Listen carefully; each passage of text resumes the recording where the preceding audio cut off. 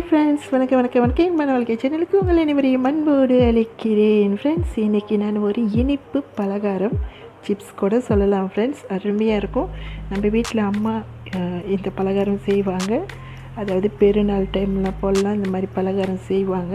இது வந்து 2 வகையில் இருக்குது ஃப்ரெண்ட்ஸ். ஒன்று இனிப்பாகவும் செய்யலாம், ஒன்று உரப்பாகவும் செய்யலாம். இனிப்பு இல்லாமல் உரப்பு போட்டு செய்யலாம் ஃப்ரெண்ட்ஸ். அருமையாக இருக்கும்.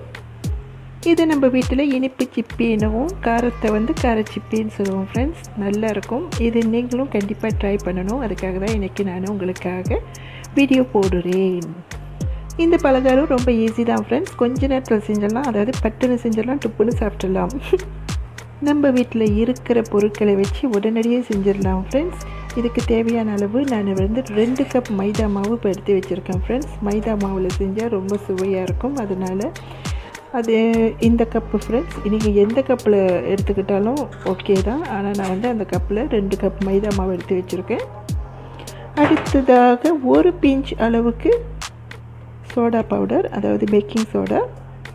நான் ஏன் பேக்கிங் சோடா போடுறேன்னா இந்த பலகாரம் நல்லா சாஃப்டாக இருக்கும் ஃப்ரெண்ட்ஸ். அதுக்காக தான் நான் இதில் கொஞ்சமாக எக் ஒயிட் சேர்த்துக்கிறேன் ஃப்ரெண்ட்ஸ். எக் ஒயிட் கலருக்காக. நீங்கள் எக் ஒயிட் கலர் உங்களுக்கு போடுறதுக்கு விருப்பம் இல்லைன்னா நீங்கள் சேர்த்துக்க வேண்டாம் ஃப்ரெண்ட்ஸ். இது ஒரு ஆப்ஷன் தான்.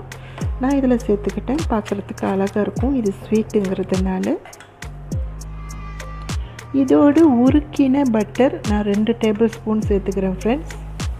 இது நல்லா முருகலாக வரும். அதுக்காக தான். சூடாக இருக்கும் ஃப்ரெண்ட்ஸ். நம்ம கை வச்சிட வேண்டாம். இப்படி நம்ம ஃபர்ஸ்ட் ஸ்பூன் வச்சு கிளறி விட்டுக்கலாம் ஃப்ரெண்ட்ஸ். எண்ணெய் சூடு அறினதும் இப்படி நம்ம கை வச்சு நல்லா பிசைஞ்சு எடுத்துக்கலாம் ஃப்ரெண்ட்ஸ். அந்த எண்ணெய் எல்லா இடத்துலையும், அதாவது பட்டர் எல்லா இடத்துலையும் படும்படியும் இப்படி கையில் பிடிச்சோமா இப்படி பிடியில் வரணும். அந்த அளவுக்கு நம்ம பிசைஞ்சு மாவோடு எடுத்துக்கலாம், கிளறி விட்டுக்கலாம், பிசைஞ்சு எடுத்துக்கலாம். நான் இந்த பட்டரில் வந்து உப்பு பட்டர் யூஸ் பண்ணியிருக்கேன் ஃப்ரெண்ட்ஸ். அதனால் நான் உப்பு போடலை. நீங்கள் உப்பு பட்டர் போடாத நார்மல் பட்டர் யூஸ் பண்ணிங்கன்னா நீங்கள் கொஞ்சமாக உப்பு சேர்த்துக்கோங்க. நான் இப்போது இதில் கொஞ்சமாக தண்ணி சேர்த்து நான் பிசைய போகிறேன் ஃப்ரெண்ட்ஸ். நம்ம பூரி மாவுக்கு எப்படி பிசைவோம் அந்த பதத்துக்கு பிசைஞ்சு எடுக்க போகிறேன் நான். கொஞ்சமாக தண்ணீர் விட்டு பிசைஞ்சிக்கலாம் ஃப்ரெண்ட்ஸ். அப்புறம் தண்ணி ஒரேடியாக ஊற்றிட்டோமா அதிகமாகிடும். நம்மளால் அது வந்து சரி பண்ண முடியாது. அதுக்காக தான்.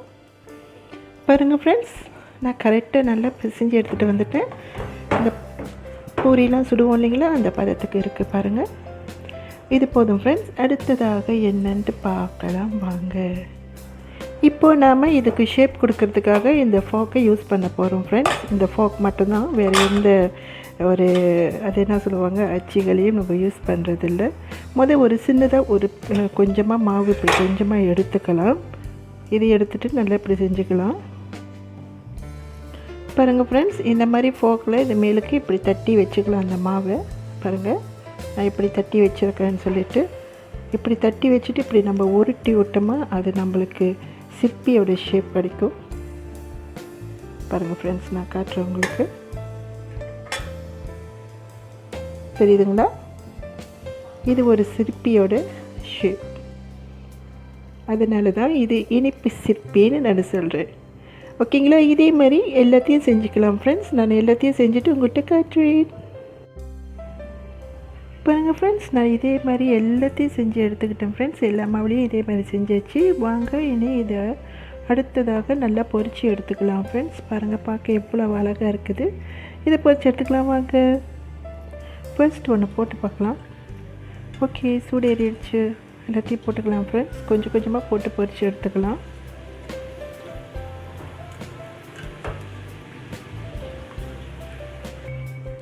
பாருங்கள் ஃப்ரெண்ட்ஸ், இப்போ நான் எல்லாத்தையும் முருகலாக பொரித்து எடுத்துட்டேன் ஃப்ரெண்ட்ஸ். இது ரொம்ப சாஃப்டாக முருகலாக இருக்கும் ஃப்ரெண்ட்ஸ். நம்மளனா நான் வேணும்னா சாப்பிட்டு பார்க்குறேன், பிரச்சனையே இல்லை ஃப்ரெண்ட்ஸ்.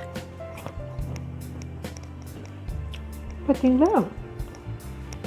அடுத்ததாக சுகர் சிரப் இருக்குது ஃப்ரெண்ட்ஸ். வாங்க அதையும் பார்த்துடலாம். நான் 2 கப்பு மாவுக்கு 3/4 கப் சீனி எடுத்திருக்கேன் ஃப்ரெண்ட்ஸ். நீங்கள் அதிகமாக இன்னும் ஸ்வீட்டாக இருக்கணும்னு நினச்சிங்கன்னா 1 கப் சீனியும் போட்டுக்கலாம். அடுத்ததாக ஒரு 1/4 கப்புக்கு இதே கப்பில் நான் தண்ணி ஊற்றிக்க போகிறேன் ஃப்ரெண்ட்ஸ். இது நல்லா கொதித்து வரட்டும் ஃப்ரெண்ட்ஸ்.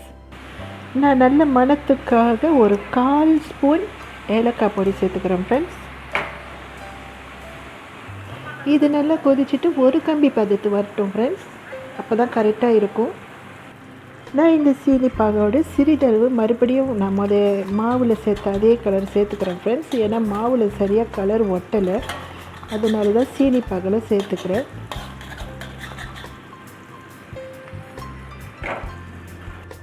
பாருங்கள் ஃப்ரெண்ட்ஸ், இந்த சீனி பாகு ஒரு கம்பி பதத்துக்கு வந்துருச்சு. இப்போ நம்ம பொரித்து வச்சுருந்த இந்த சிப்பி எல்லாத்தையும் இதில் போட்டு நல்லா மிக்ஸ் பண்ணி விட்டுக்கலாம். நான் நல்லா இதை மிக்ஸ் பண்ணி விட்டுக்கிட்டேன் ஃப்ரெண்ட்ஸ். இது நல்லா ஆறினதும் நல்லா கல்லாக மேலுக்கு நிற்கும். சாப்பிட்றதுக்கு ரொம்ப சுவையாக இருக்கும் ஃப்ரெண்ட்ஸ். பாருங்கள் ஃப்ரெண்ட்ஸ், இதோட சுவையை சொல்கிறதுக்கு வார்த்தைகளே போதாது ஃப்ரெண்ட்ஸ். அப்படி தான் இருக்கும். நீங்கள் டீ டைம்க்கோ இல்லை சும்மா டிவி பார்க்கும்பொழுதோ சாப்பிட்றதுக்கு அவ்வளோ அருமையாக இருக்கும் ஃப்ரெண்ட்ஸ். ரொம்ப ஈஸியாக செஞ்சிடலாம். நீங்களும் உங்கள் வீட்டில் உள்ளவங்களுக்கு இது போல் செஞ்சுட்டு சந்தோஷப்படுத்துங்க. இந்த வீடியோவை நீங்கள் புதுசாக பார்க்குறதா இருந்தால் மறந்துடாமல் பெல் ஐக்கானை தட்டிக்கோங்க. அப்புறம் சப்ஸ்கிரைப்பும் பண்ணிக்கோங்க, சரிங்களா? தேங்க்யூ ஃபார் வாட்சிங் ஃப்ரெண்ட்ஸ். தேங்க்யூ, பாய். ஒன்று எடுத்து சாப்பிட்டு பார்க்கலாம்.